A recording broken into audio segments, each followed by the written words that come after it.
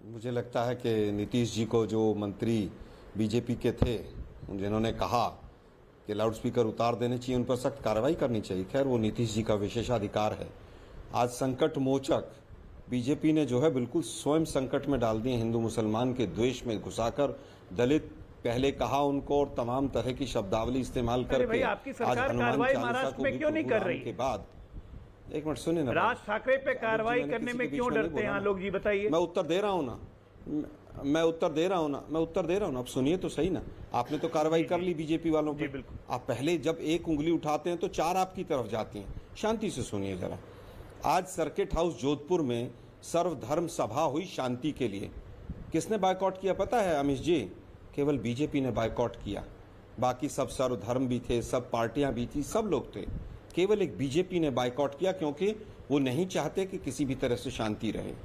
अब मैं हनुमान चालीसा का ही देख रहा था, उसमें पहली चौपाई में ही शुरू में ही है, बल बुद्धि विद्या देहूं मोहि हरहूं कलेश विकार। हनुमान चालीसा तो कलेश का विकार करती है। यहाँ तो कलेश बढ़ रहा है हनुमान चालीसा से। किसने अधिकार दिया इन तथा कथित जो गुंडे हैं? नहीं, मैं बिल्कुल हनुमान चालीसा की वजह से कलेश बढ़ रहा है। क्यों? कि हनुमान चालीसा हम उसके घर के बाहर पढ़ेंगे, हम छत पर पढ़ेंगे, हम माइक लगाकर पढ़ेंगे। हनुमान चालीसा का दुरुपयोग हो रहा है। जो दुनिया के संकट मोचक है उनकी वजह से संकट आ रहे हैं। सुनिए ना भाई, अरे आमिर जी इतना चिल्लाइए मत। नहीं, मैं चिल्ला नहीं रहा, मैं तो आपसे पूछ रहा हूँ कि हनुमान चालीसा की वजह से कलेश बढ़ रहा है। कैसे? मैं बता रहा हूं ना कैसे। हनुमान चालीसा को अजान के सामने रख दिया गया, द्वेष बनाया गया और द्वेष रस निकाला गया, क्योंकि द्वेष रस से जो है कहीं ना कहीं वोट मिलती है। क्या ये सच नहीं है? जवाब देंगे इसका, आप हनुमान चालीसा कहीं पर भी इसका प्रेम शुक्ला जवाब तमाम देंगे। हनुमान, एक मिनट भाई, आप अपनी बात को पूरा कर लीजिए। कहना चाहता हूं जी। दूसरी चीज, एक मिनट, मैं पूरी बात करना चाहता हूं। आज आप कह रहे हैं कि हमें अजान का विरोध करना है। अरे भाई, हनुमान चालीसा ही क्यों चुना आपने भाई? क्या कानून नहीं है इस देश के अंदर? आपने हनुमान चालीसा का दुरुपयोग कर रहे हैं। आप हनुमान तो कानून के आज तक आपने एमएस ने एक भी चिट्ठी महाराष्ट्र सरकार को क्यों नहीं लिखी? ठीक है। बीजेपी ने एक भी चिट्ठी महाराष्ट्र सरकार को या उत्तर प्रदेश सरकार को किसी को भी क्यों नहीं लिखी? उत्तर प्रदेश में तो 52,000 से ज्यादा लाउडस्पीकर उतर गए अभी तक। अरे भाई, अगर उतरे हैं, क्या कावड़ भी बंद हो जाएगा इस बार? पूछ रहा हूं मैं आपसे। कावड़ सुप्रीम कोर्ट की गाइडलाइन है 6 फुट से ज्यादा। एक मिनट सर, सुनिए ना मेरी बात। कावड़ की समस्या नहीं है, मैं कह रहा हूं सुप्रीम कोर्ट की जो गाइडलाइन है, कावड़ के ऊपर तो पुलिस का जो आईजी है वो फूल बरछाएगा। हुआ था ना, हरिद्वार से दिल्ली के 15 दिन रास्ते बंद हो जाते हैं। तो हिंदुस्तान में कावड़ यात्रियों पे फूल नहीं बरसेंगे तो कहां बरसेंगे जी? अरे भाई, रास्ता थोड़ी बंद होगा हिंदुस्तान में।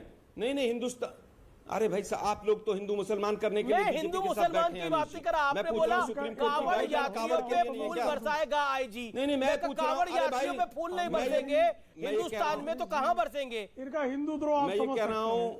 अरे भाई, मुझे हनुमान चालीसा से कलेश होता है, कावड़ यात्रियों पे फूल नहीं बरसने चाहिए। हनुमान चालीसा से कलेश कर रहे हैं, हनुमान चालीसा को आधार बनाकर ये लोग। दूसरी चीज अमीश जी, इस पर जवाब जरूरी है। सुनिए ना अमीश जी, नहीं, अब देखिए काफी देर हो गई आलोक जी। क्या कावड़ के लिए, आलोक जी जवाब सुनना पड़ेगा सुप्रीम कोर्ट की गाइडलाइन नहीं है क्या? बीजेपी पे कई सारे गंभीर आरोप लगाए। क्या कावड़ के लिए सुप्रीम कोर्ट की गाइडलाइन नहीं है क्या? चर्चा में प्रेम शुक्ला, अब इनको जरा शांत कराइए, उपद्रव बंद हो जाए तो मैं बोलूं। देखिए, मुद्दे की बात यह है कि अगर आप दिन में 5 बार लाउड स्पीकर लगाकर ये कहें कि सिर्फ अल्लाह ही जो है वो पूजा करने योग्य है और कोई पूजा करने योग्य नहीं है, राम देश के अंदर कानून है ना, पुलिस में कंप्लेंट कीजिए ना। और 5 साल 2014 से 19 तक आपकी सरकार थी, कितने लाउड स्पीकर महाराष्ट्र में उतरवाए थे आपने? मैं इनके बीच नहीं, आपने 5 साल आपकी सरकार रही।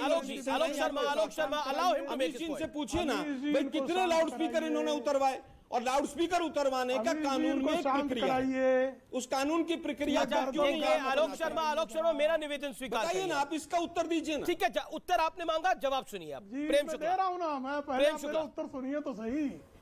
देन वारिस पठान, तो आप दिन में 5 बार अगर अजान यह देकर कहेंगे कि सिर्फ अल्लाह ही पूजने लायक है और सिर्फ मोहम्मद ही उसके जो है पैगंबर हैं, शेष जो 10 गुरु जो हैं सिखों के, वो कहीं से जो है ईश्वर के दूत नहीं है, बौद्ध जो महात्मा बुद्ध ईश्वर के दूत नहीं, तीर्थंकर नहीं। ये अगर कहें 5 बार, वो भी चिल्ला चिल्ला कर कहें, तो ये किसी प्रकार से द्वेष नहीं फैलाता। लेकिन बल बुद्धि विद्या देह मोहि कहने वाला जो है वो द्वेष फैलाता है। तो ये कांग्रेस की किस तरह से, मुस्लिम कांग्रेस कैसे है, ये स्वयं श्रीमान आलोक शर्मा का वक्तव्य सिद्ध करता है कि जो राम को काल्पनिक कहते थे, जो राम मंदिर के निर्माण के मार्ग में हर तरह की बाधाएं उत्पन्न करते थे, जो कहते थे कि मुसलमानों का इस देश के संसाधनों पर पहला अधिकार है, वो आज फिर कह रहे हैं कि हनुमान चालीसा पढ़ने, गुंडे हनुमान चालीसा पढ़ते हैं। उन्होंने शब्द प्रयोग किया, गुंडे हनुमान चालीसा पढ़ते हैं। और ये स्वयं जो हैं, अगर जयपुर की बाजार बंद करवा के 100 लाउड स्पीकर लगवा के सड़क पर नमाज का आयोजन करे तो ये बहुत उत्तम कार्य है। इसका जवाब आलोक शर्मा का एक लेन जो है लोग कांवड़ देकर आए और उस पर तो ये दोहरे मापदंड क्यों? मुझे बोलने बिल्कुल वारिस पठान, ये दोहरे मापदंड जवाब देना चाहिए। जी अलविदा की नमाज होती है जयपुर के अंदर, सड़कें जाम करके डबल लाउड स्पीकर लगाकर की जाती है। क्या आपको लगता है कि वो जायज है? देखिए, मैं सुन रहा था, भाजपा के प्रवक्ता को भी सुना मैंने, कांग्रेस के प्रवक्ता को भी सुना।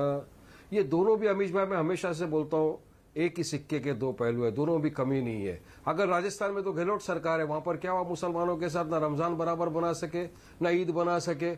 क्यों इतना डर गहलोत सरकार को? आखिर वहां पे विश्व हिंदू परिषद, बजरंग दल और आरएसएस के लोगों से क्यों कसक कार्रवाई नहीं करती? अब इन लोगों को अजान की आवाज से तो नींद उड़ जाती है, इनकी अजान की आवाज इनको नफरत देती है, लेकिन उस मजलूमों की आवाज इनके कान तक नहीं पहुंचती। जो मुसलमान जहांगीरपुरी में और खरगोन मध्य प्रदेश में रो रो के चिल्ला के बोल रहे थे कि हम 40-40 साल से रह रहे, हमारे व्यवसाय को मत तोड़ो, बिना नोटिस के हमारे घरों को मत तोड़ो, उन मजलूमों की आवाज इनके कान तक नहीं पहुंचती। उन मजलूमों की आवाज इनके कांच तक नहीं पहुंचती जिनको ये 50 साल हिंदुत्व के गुंडे घेरते, मुसलमान को मारते, कभी बीफ के नाम पे कि भाई तू गलत रिश्ते लेके जा रहा है, वो बोलता नहीं मेरे पास सही है, ये बीफ नहीं है, मैं दूसरा काम कर रहा हूं, ये काम वो नहीं है, उसकी आवाज इनके कान तक नहीं पहुंचती। तो कब इन मजलूमों की आवाज इनके कान तक पहुंचेगी? गरीब युवा चिल्ला रहा है मुझे रोजगार दो, मेरे पास व्यवसाय नहीं है, मुझे खाना खाना है, मुझे मेरे बच्चे को पढ़ाई कराना है, बताइए ना, उसकी आवाज इनके कान तक नहीं पहुंचती। तो ये सिर्फ अपनी सियासत चमकाने के लिए पूजा पद्धति से रोजगार का कोई लेना देना नहीं है। अब ऐसे कोई बोले कि 5 टाइम की नमाज पढ़ने से क्या रोजगार बढ़ जाता है? ऐसा तो नहीं होता ना। तो हनुमान चालीसा के लिए भी यही है। तो अरे तो मेन इशू क्या है? तो मेन इशू क्या है? मेन इशू क्या है? लेकिन इनके साथ एक इशू है। ओके अजय, इनका काम पहले प्रेम शुक्ला देना चाहूँ। प्रेम शुक्ला जवाब। अपना काम बनता, भाड़ में जाए देश की जनता। प्रेम शुक्ला जवाब लेके चला जा रहा है, बीजेपी पीछे से सपोर्ट कर रही है। एक इंसान जिसकी राजनीति खत्म हो गई है वो प्रेम शुक्ला जवाब, वारिस पठान का जवाब। प्रेम शुक्ला जवाब कौन जाता है? मुसलमान को पंचिंग बैग की तरह इस्तेमाल करना चाहते हैं।